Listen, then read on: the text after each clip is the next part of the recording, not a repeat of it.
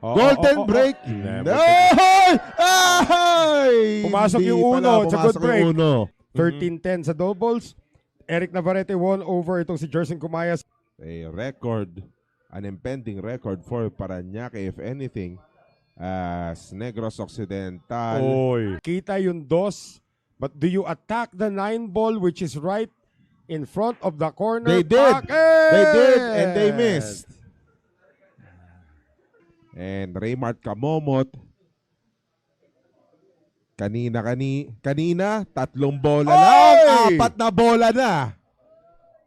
Another miss into the side. Now this is, well, it's a tall order. Nick is gonna go for it. He went for it, tumama yung 5. This is a long shot for Aspuria. Safety. They're gonna use those cluster of balls in that middle part of the table as a screen. This is a week to remember. Again, you cannot just go for the pot dito, Jay. You have to consider yung position mo sa tres. Oo. I really wanted to go for the 9 ball. Ang init ng mata doon sa 9. Definitely. Kahit tumira sila nakapikit, mukhang Okay. Hindi cross tos. bank si Nick Abergas.